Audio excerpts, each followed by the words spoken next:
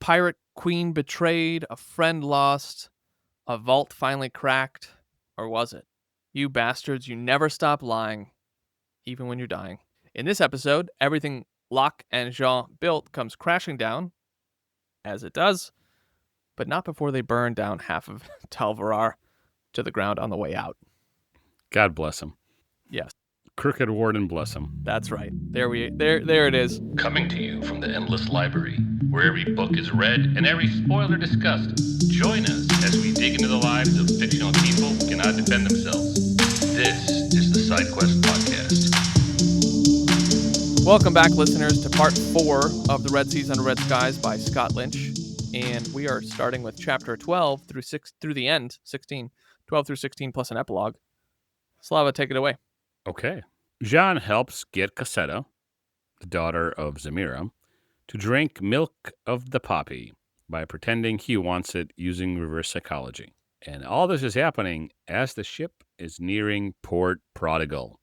The crew pass through a dark, foggy channel. A haunting voice calls out to the crew, tempting them to jump into the water. Time seems to warp, and Locke briefly sees a human shape on a reef. Eventually, they all emerge safely, though more time has passed than expected. This section of the book reminds me of The Return of the King, where Aragorn goes into Sadeas's office. Why are you the way that you are? To get the dead, I mean, they're kind of pirates, honestly, back to fulfill their oath to the king, which is why they haven't been able to rest, not remembering. I want to say the Witch of Angmar, but I don't think that that's right. The Oathbreakers, he summons the army of the dead who had sworn an oath to Isildur to aid him in the War of the Last Alliance. That's vaguely familiar. I've read that a long time ago. The Dead Men of Dunharrow. There it is. I kind of want to stay on this for a bit before we continue with the overview of the chapter. So the atmosphere of this fog alone is enough to strike fear into every one of the crew, whether you've been through it once, 6, or 100 times. Yeah, there was a buildup with Locke and Jean, and they're like, what's going on? What are we doing? What's going on? Oh, you'll find out. What's going on? No, tell us. Right. And the voice that's telling everybody to jump begins calling Locke and Jean by their real names. Yes. Jean, which is his real name, and Locke, whose real name we don't know. Right. The crew starts to sweat and itch, and the voice promises them relief if they just shed their clothes and slip into the water. Yeah, you'll be fine. Come on in. The water's fine. My question to you, and you might not know it because, again, there's only 3 books out of 7. Is this ever revisited or explained later in more detail? Do we know from any theories, any of the wikis, what the hell this is? Because I was fascinated, but then this was never revisited. You talking about like what this being thing spirit is? Whatever it is, yeah. Not revisited. Okay. But they're also like, in the next book, they continue into the next story, which is mostly a flashback when they're with Jasmer Moncrane, a troupe of traveling troubadours and actors pulling off another stunt, another thing. Yeah. So, not revisited. Any flute playing king killers in it? No, not this time. Okay. So, not revisited currently, but I do believe that it will. Lynch isn't really known for his going to tie up loose ends, from what we've seen so far. He does build on things, but I think he's also very comfortable not having answers to all this stuff and just kind of leaving questions open. You know, that might not be satisfying, but it's the way. No, that's fine. I don't care. He cares, people. He cares. I'm just curious. Well, they make out. Yes. Well, they make out. That's John and Ezri. There's a lot of banging going on this ship. What else is there to do on a ship? Play with the cats? Locke does. You know what they don't do on the ship, though? Jean does, too. Okay. Do you know what they don't do on the ship, Slava? What? Fish, which I would think is a normal thing. Well, you know what I've heard is Lynch sometimes doesn't tie up loose ends. We have a new opening here on SideQuest for a new co-host. If you like reading books and you want to be on the show, please reach out. Once they get out of the fog, mist, the demonic whatever it was, there's a long beach on the north side of a vast hilly island that is Port Prodigal. Miles of ancient rainforest lie behind the beach. When they arrive on shore, before they arrive on shore, they have to convince the captain that they should go on shore. Jean and Locke, they do. When they arrive on shore, Jean quickly notices how like Camor this place is. There are drunks falling all over the place. Maintainers, who are the guards of the city, are about doing what guards do. And John feels a dangerous kind of atmosphere. And all of them head straight towards a bar known as the Tattered Crimson. And Zamira takes them upstairs to the head table where she would usually sit. When they get there, an up-and-coming pirate named Che is sitting in Zamira's seat. An argument ensues. Zamira wins the argument and the fight. Well, there was really no fight, for being honest about it. Correct. Zamira proposes a drinking game to win the argument, and instead of participating in the drinking game, she punches Che in the face, and wins her seat back. So, Zamira wins, kicks Che out and her crew out. Locke pickpockets within the crew, and then throws his money into the bar, which I thought was... Yes, that was a good time. That was a good time. I love it. I love it when Locke does stuff like that. Captain Radanov, massive and well-read, joins them briefly quoting poetry with Jean. Turns out he was taught by the same professor who once ran a betting ring. Jean wonders why he doesn't claim a higher council seat. Ezri explains he's already the most respected due to his size, ship, and crew. Back on the water, both ships become floating markets. Locke surprises the old Red Messenger crew by being alive, and by his favor that he's won with Zamira. He earns more respect by helping scam the shipbreaker, posing as a rival buyer to drive up the sale price. Ah, yes. That was fun too. The shipbreaker.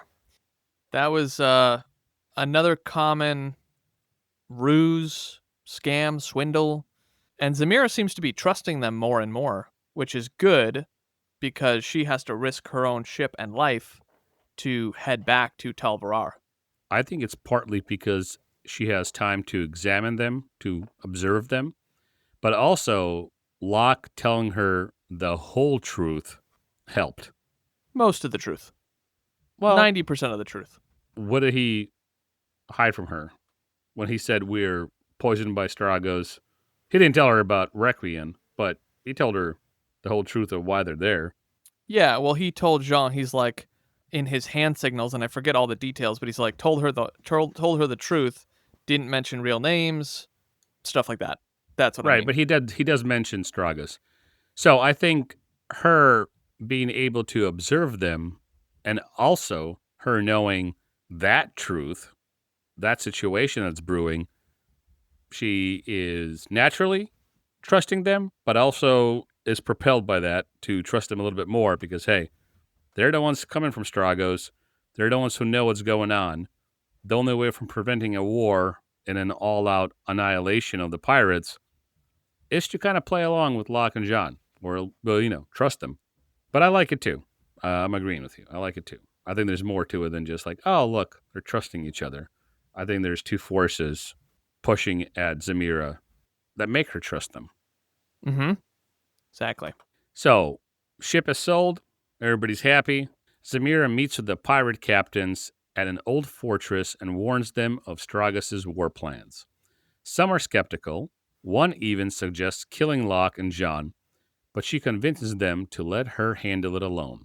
Later, she tells Locke he must kill Straggos, even if it means dying himself. Ezri, upset about the poison, confesses her love to Jean and asks him to survive and stay with her. Jean says he loves her too. Meanwhile, Udgar, one of Zamira's men, secretly takes a bribe from Radanov to stash something aboard the Poison Orchid. Radanov distrusts Zamira's mission and is also a douchebag. The ship Yes. sets sail for Televar under a false identity. Did I mention that Radonov is an asshole? He's an asshole. Locke and John talk. John considers staying with Ezri, and Locke urges him to choose for himself and mentions that Radonov is an asshole. In Televar, Locke asks Zamira for 250 Solari so he can write a book about how much Radonov is an asshole. Actually, it's for their Sinspire Con. Udgar acts suspicious, and Locke and John meet Straggos, lie about Zamira's cooperation, and receive more antidote. Straggos lets them go, thinking he's still in control. At the Sinspire, Selendri takes them to Requin. Locke spins a story about a paranoid Lockmaster and persuades Requin to write a letter and consider employing him, giving him 250 Solari as incentive. Leaving, Locke and Jean are followed. They ambush 2 pursuers but kill them accidentally. Then 2 more attackers come, leading to the book's prelude. Dun dun dun.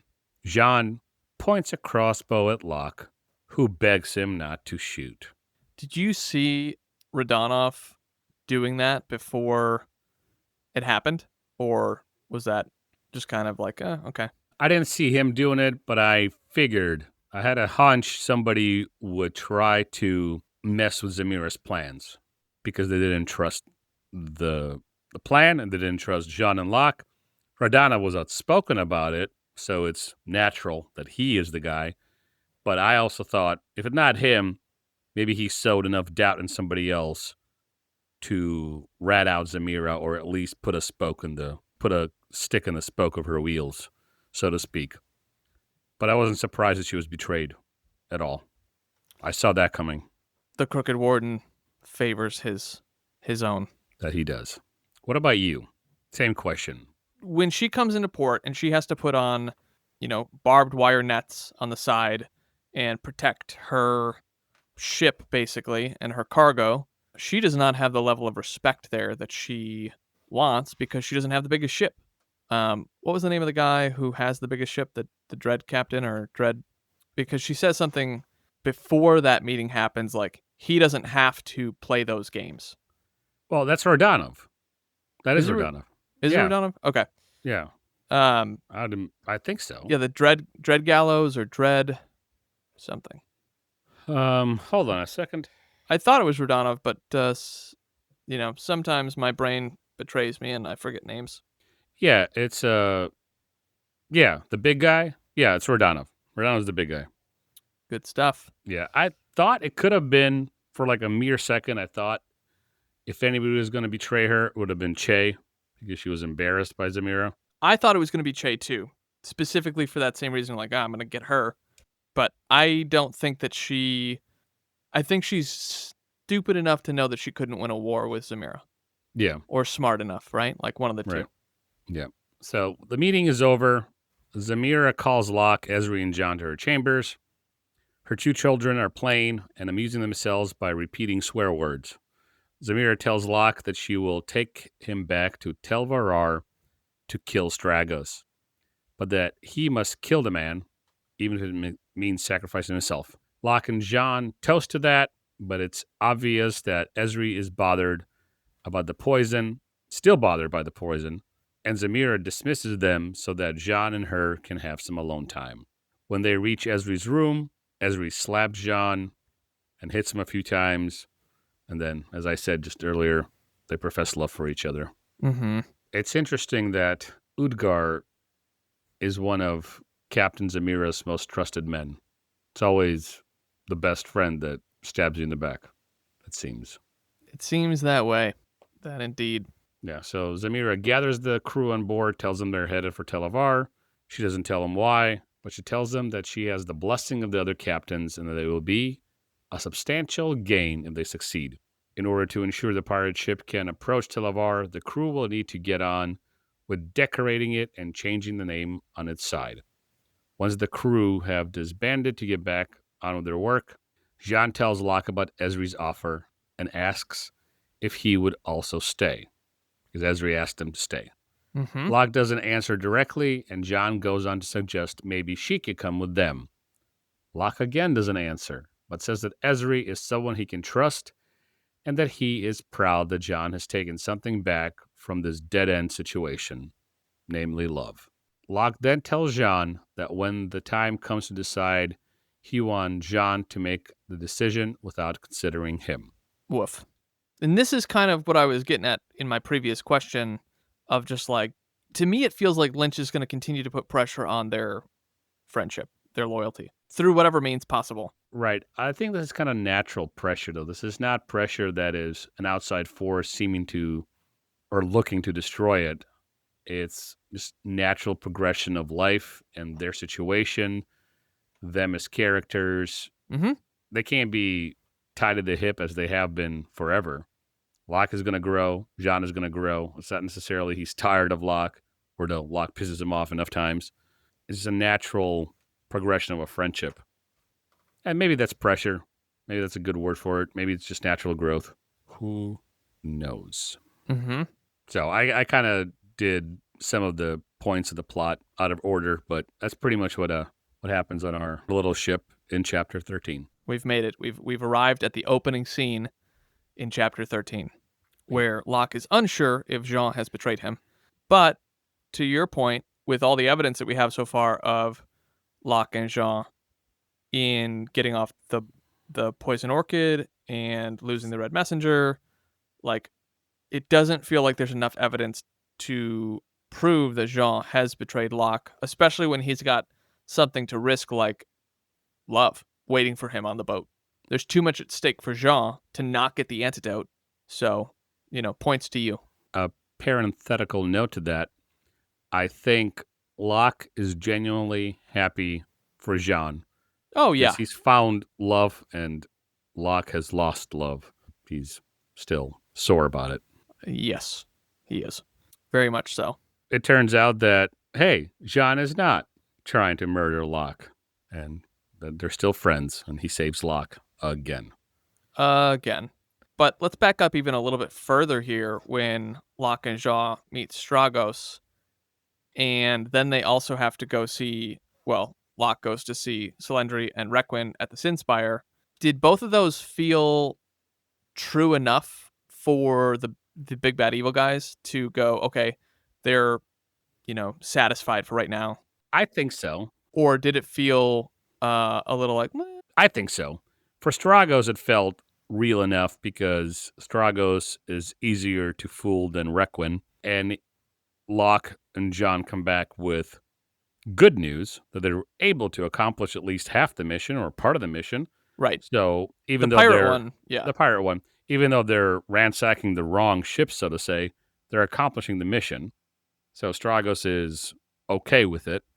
And Requin, he is trusting Locke more and more because Locke hasn't given him enough reasons not to trust him. The line that he gives Requin is like, I want to work for you. I want to be a floor boss. I'm going to be doing all this stuff. I got to take care of this bullshit with Straggos.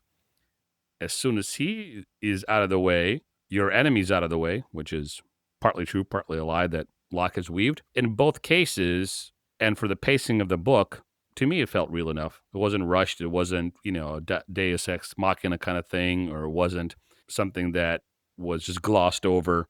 To me, it felt like it could happen. It was a good bit. The stakes are just a good section, I guess. Mm-hmm. The stakes are just so high.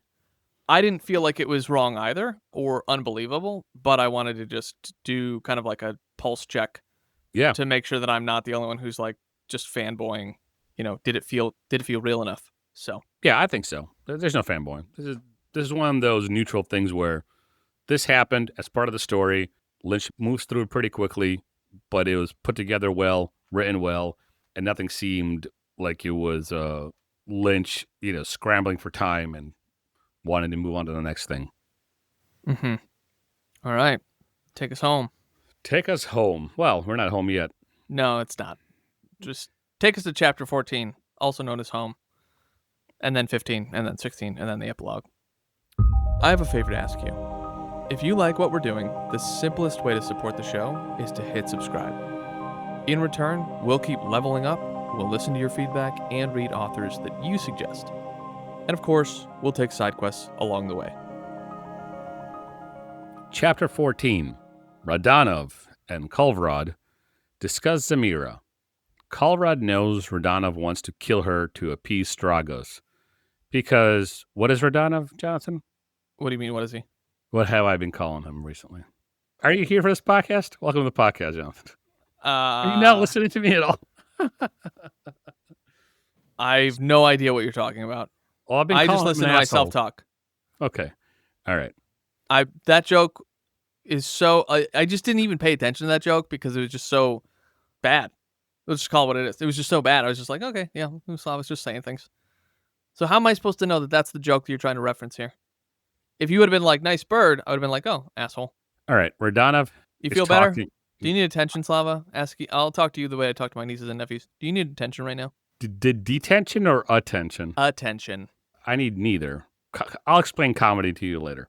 Okay. Instead of killing Zamira outright, though, they plan to let her stir up trouble, then deliver her to Straggos as a trophy to restore their reputation, for Danov's reputation specifically.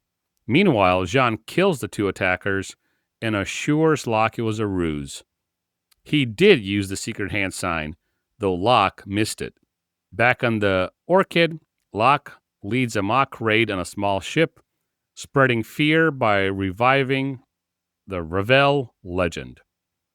Realizing their pace is too slow, Locke suggests escalating. They raid a village to provoke Straggos, who reports 95,000 Solari in damages, but says the attack was too remote to cause public panic. He demands more. Pirates must strike closer to Televar, and refuses more antidote. Locke and Jean suspect he's done with them. Jean tells Ezri they may soon be expendable. He asks her to come with him after the mission. She is tempted and considers staying with Jean for a while. Elsewhere, Radanov reaches Telvarar and spots the Orchid. He refuses to sneak up on Zamira. If he breaks his oath, he'll do it openly. What do they say? No honor among thieves? None whatsoever. But there are rules among thieves, and he is breaking all of them. Correct. So, Radanov, what do you think of him? He's an asshole. There it is. Is that better? You want me to That's play another better. joke? Yeah, there it is. Thank you, Uncle Jonathan. It's Uncle Johnny to you. I was very immersed in this section. I was on the edge of my seat, and understandably, it's the Sanderlance version of Lynch's book. The Lyncher Lanch The Lyncher Lanch. doesn't have the same ring. No. Even the last name Lynch, which I think is just a writing name, if I were to guess, is a little brash, maybe? Yeah, it could be. They don't I was do gonna say lynchings on anymore. the nose, but it's lower than that. Yep. It becomes quite the bit.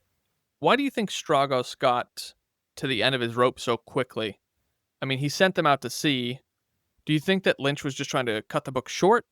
Because being out to sea for 2 months shouldn't be enough time to stir up a rebellion of multiple pirate ships. Maybe. Or do you think Locke was just wrong in his read? I can see both happening, where Lynch had to wrap it up, or Straggos is not the Machiavellian leader that he thinks he is. He has the tendencies to do it, but not the patience to see certain things out. Maybe there's internal pressures that he's feeling. That's fair. Maybe there's external pressures that he's feeling. Maybe it's ego. Maybe he thought it was happening or was going to happen quicker, and he's impatient, and he's like, all right, screw Locke and John. We're going to do it another way. Maybe he is ignorant of how a rebellion gets caused. Maybe he thought the pirates were just on the outskirts of Televarar, hoping for somebody to push them in the right direction. Who the hell knows?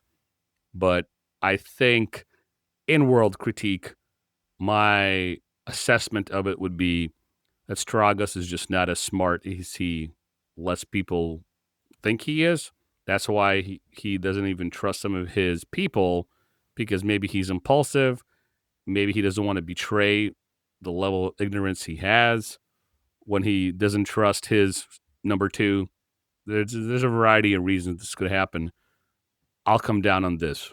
If I'm forced to make a choice, he's just not the Machiavellian genius that he thinks he is or portrays himself as. That seems fair to me. I mean, I'm starting to think that some of the best bad guys are the ones who can be patient. Yeah, So Straggos is not that. definitely not. Or well, I guess I'd say he is patient enough that he like gives a poison to like play it out, but not patient enough to play in like decades as a, Yeah, and the poison is just to control them. It's not because he's that Right. patient. Yeah, that's Yeah. true. Yeah. Well, Chapter 15. Radanov launches an attack on the poison orchid, using attack birds to create chaos. And these attack birds are as big as dogs or something. So they're True. big asshole birds that belong to an asshole. Didn't work. Just keep talking. Just keep going through the summary. Didn't work. Okay. All right. Now I know how Locke feels when Jean points two crossbows at him. Locke and Jean stop. Gay. All right. For the love of the Crooked Warden, Locke and Jean stop enemy boats, aided by a sea monster drawn to the blood. Zamira plans a risky counter-assault on Radanov's ship. During the battle, Ugar reveals himself as the traitor, threatening the ship with an alchemical bomb called Shipsbane. Tregane, one of the crew members we haven't talked about, she kills him, but the device hits the deck. Esri sacrifices herself. This was It was tough. it was tough to read. Throwing it onto Radanov's ship before almost dying, in flames. Jean is then forced to end her suffering by killing her. The Sovereign sinks Radanov aboard. Zamira loses several crew, including Esri.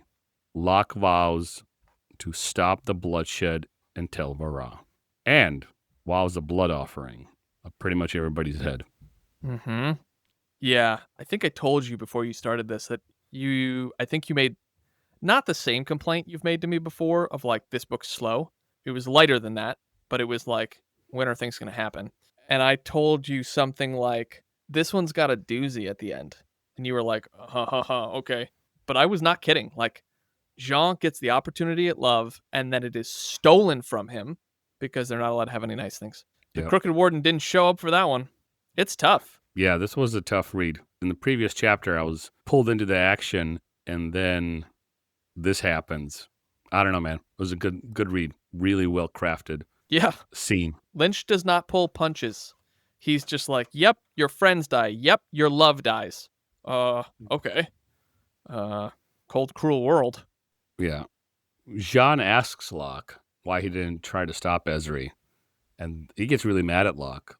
Locke says that he did, but Esri shoved him away.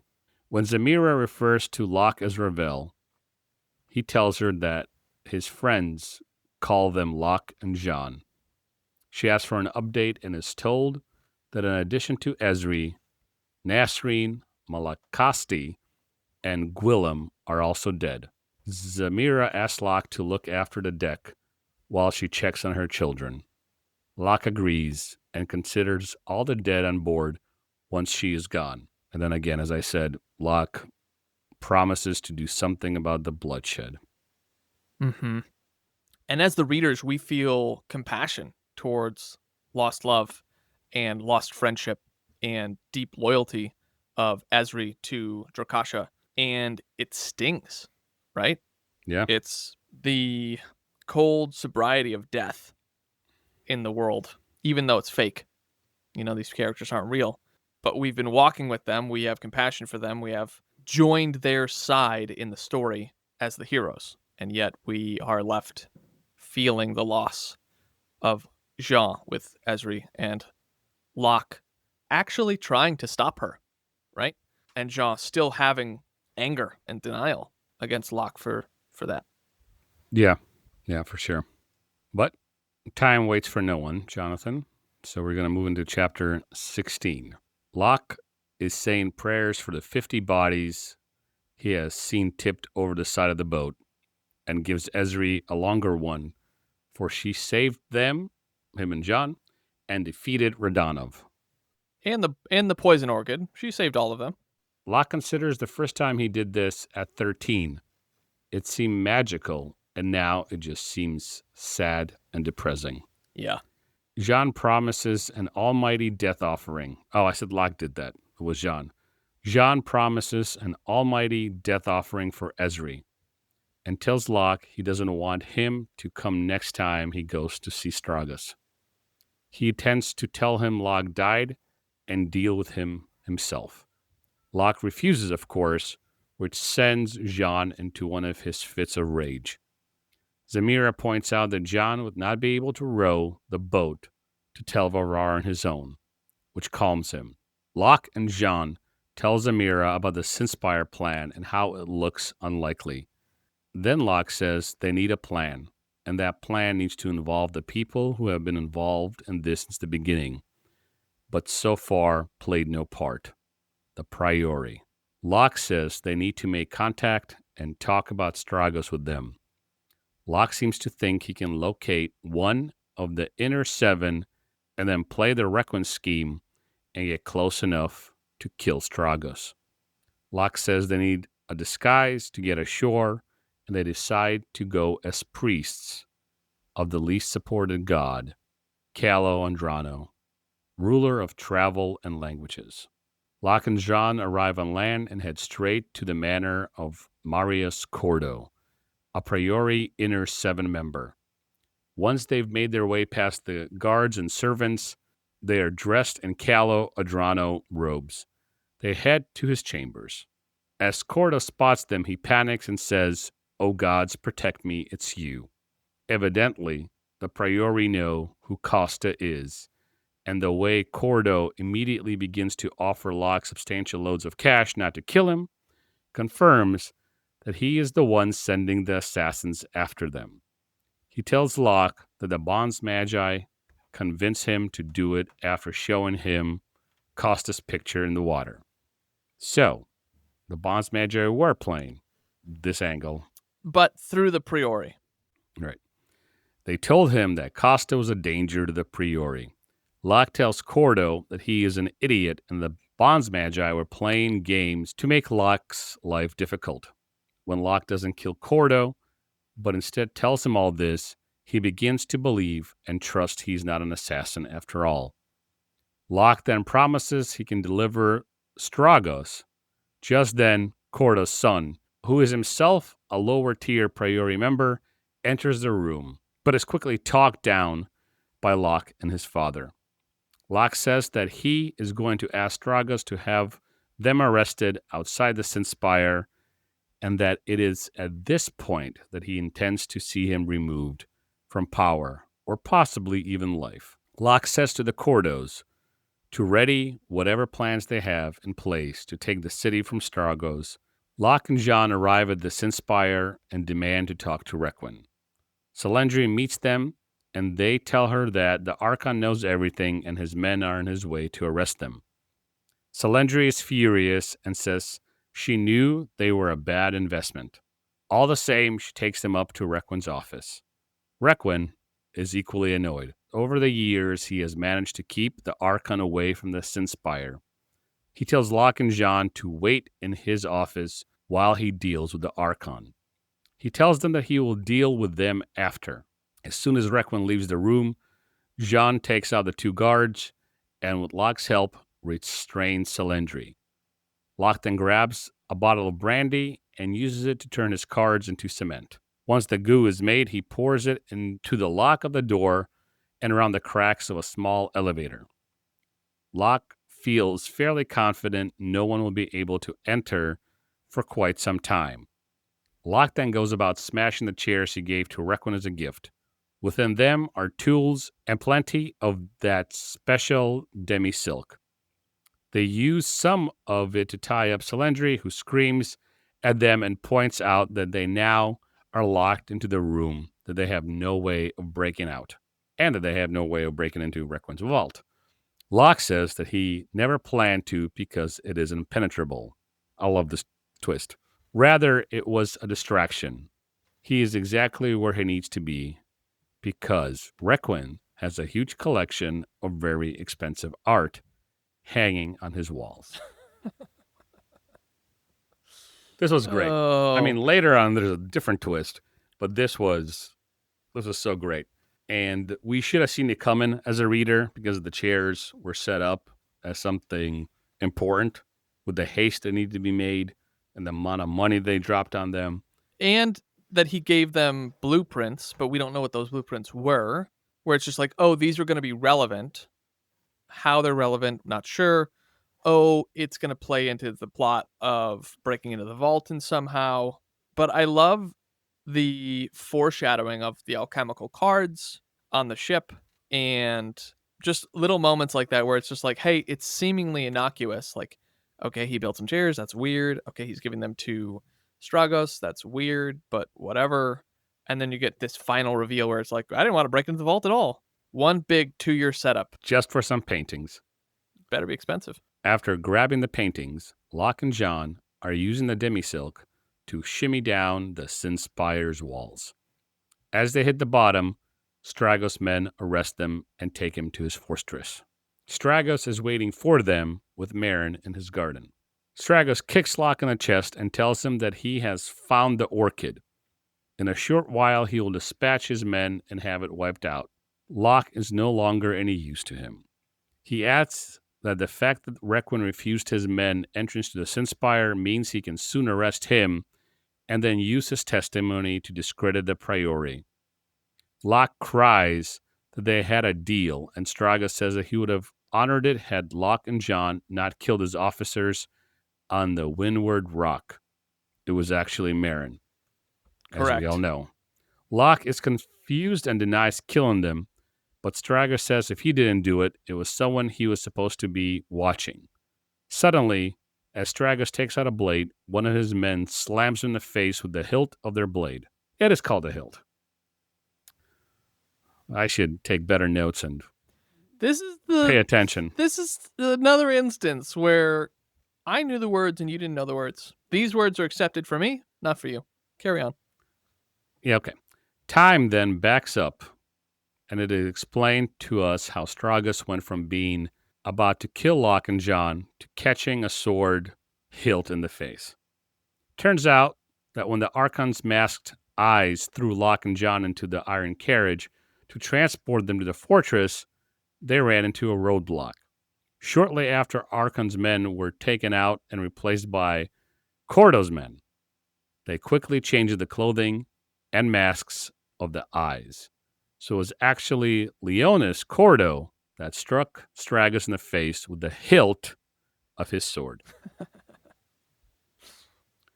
This is going to be a longer plot description because I don't want to miss a thing here.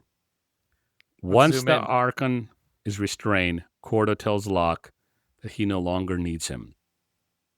He's about to kill him when Locke produces a letter from Requiem, the non-specific one he asked for to give to the made-up Lockmaster, and implies that should he be harmed, the Priori will lose their ally and accounts. Cordo backs down, and Locke also demands that he be allowed to deal with Straggos and the Alchemist. The Alchemist reveals that he has only one full antidote. The other man will need the regular dosages. Locke says in that case the Alchemist will be coming to see with them. Then Marion makes her move. She intends to kill Straggos, the Alchemist, and ensure neither Locke or Jean take the antidote so that none of them can work out that her employer works outside of Tel Varar. She takes out the Alchemist first and kicks out at Locke, who drops the bottle of antidote. Luckily, it doesn't break. Marion fails to kill Straggos, and as men close in on her, she bolts into the night. Jean tells Straggos that he shall be his death offering for Ezri, and knocks him out and throws him in a sack. Locke tells Cordo not to worry and that he won't see the Archon ever again. Then they disappear into the night. How cool was the twist with Meriden? It was fun. Or Marion, excuse me. It was enjoyable. I liked it. We don't, correct me if I'm wrong, we don't remember who Marion is actually working for. I don't remember, no. Yeah. So that could be something that comes up later. It's probably just a fair guess to say the Bonds Magi, right? Within reason.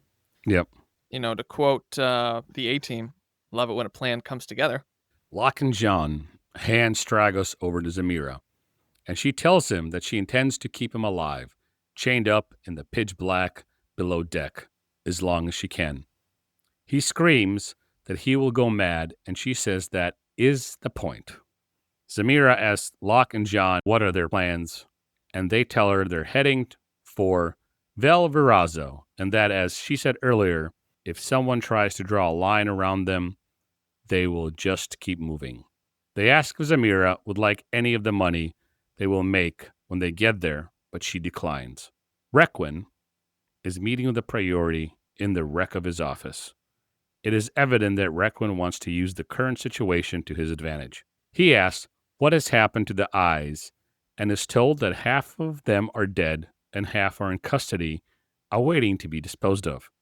Requin says the eyes are too useful to dispose of and demands that those loyal to Telvarar, as opposed to Straggos, are kept alive and be allowed to work, to be put to use. In other words, when the Priori try to argue, Requin warns them that nearly everyone in the Priori stores funds with him, and refusal may mean they never see those funds again. It's good to be the bank. Yeah, it is.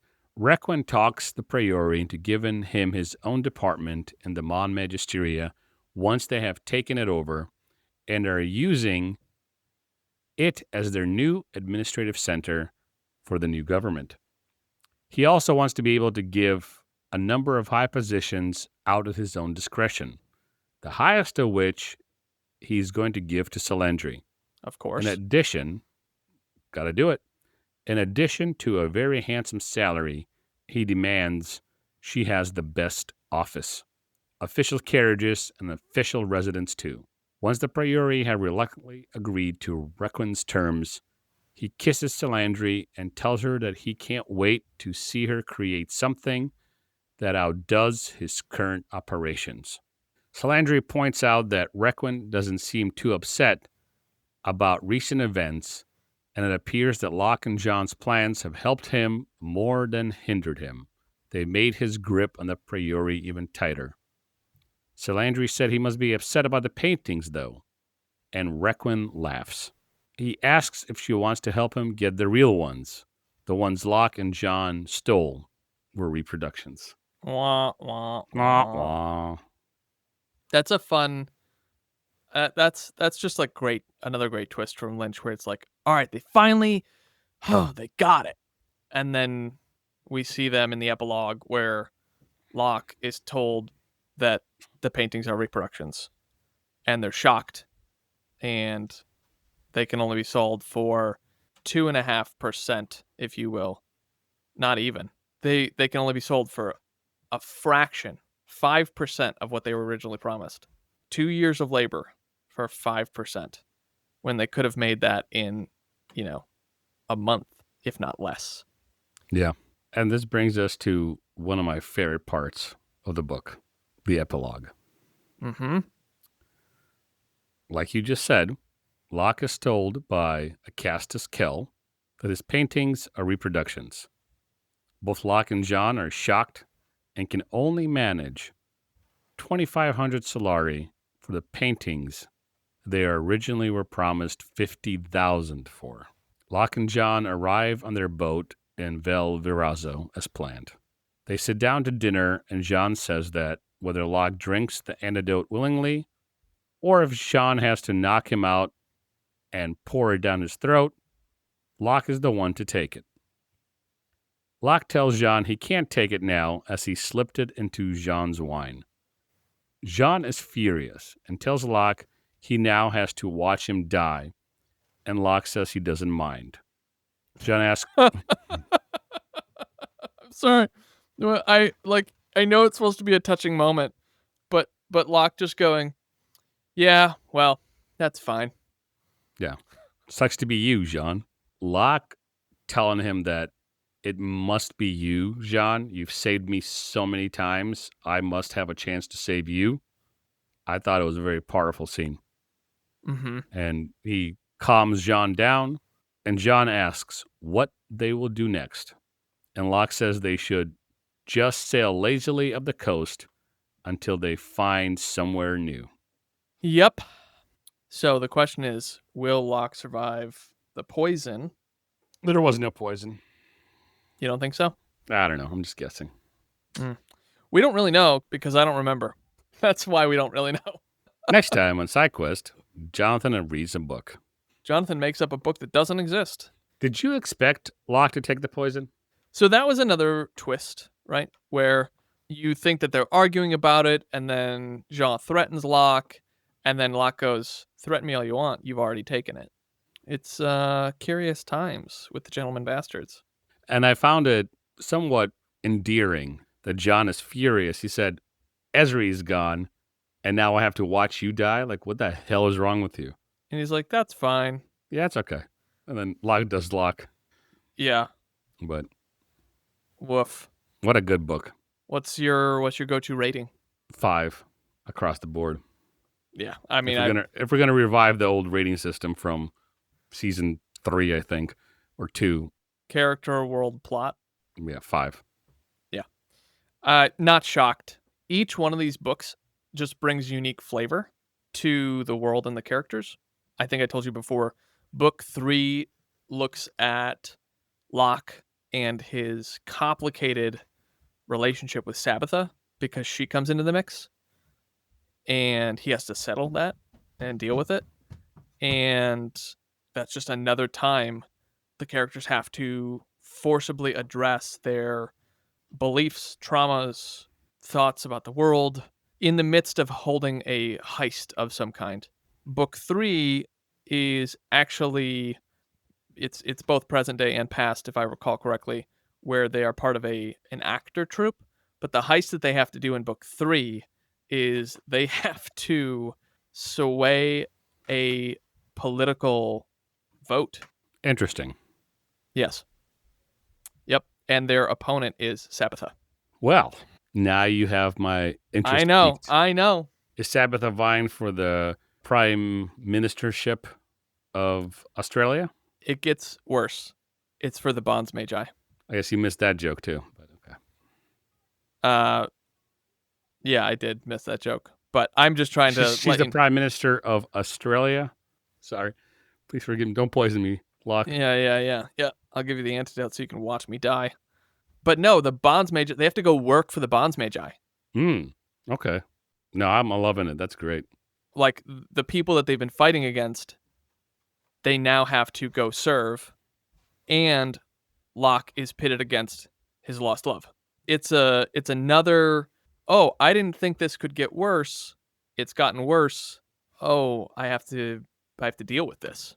And we meet the Falconer's mother in the next book. Oh, is she upset that her little boy's maimed? What do you think? I don't know. Maybe it's my mother. She wouldn't be that upset. It's not your mother. But anyway, that's for book 3. So go ahead and read it, or stay tuned for when we read it. We should read it. I took it off the list. Sorry. Well, that's it, folks. Podcast is shutting down.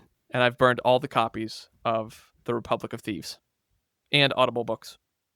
Sorry. And Kindle files. And Kindle files. I've completely wiped it from the ISBN. And all because I made a joke about an island in the Pacific. Yes. Yep. It's also a continent. Also a continent. Anyway, that is Red Seas Under Red Skies. What are we doing next week? We are having Spencer on to hear what his thoughts were about the stuff that we just talked about. We're going to get all of his takes and his emotional roller coaster that he went on for this book. And it's going to be a wild, wild ride, I'm sure. We should tell the folks the next book we're doing, too, so they can be prepared. Or we could just wait till next time. You don't want to give them an extra week to catch up? Keep them in suspense. Let's keep them in suspense. Like that better. Mm-hmm. All right. Until next time, stay savvy. And salty. I have a favor to ask you. If you like what we're doing, the simplest way to support the show is to hit subscribe. In return, we'll keep leveling up, we'll listen to your feedback, and read authors that you suggest. And of course, we'll take side quests along the way.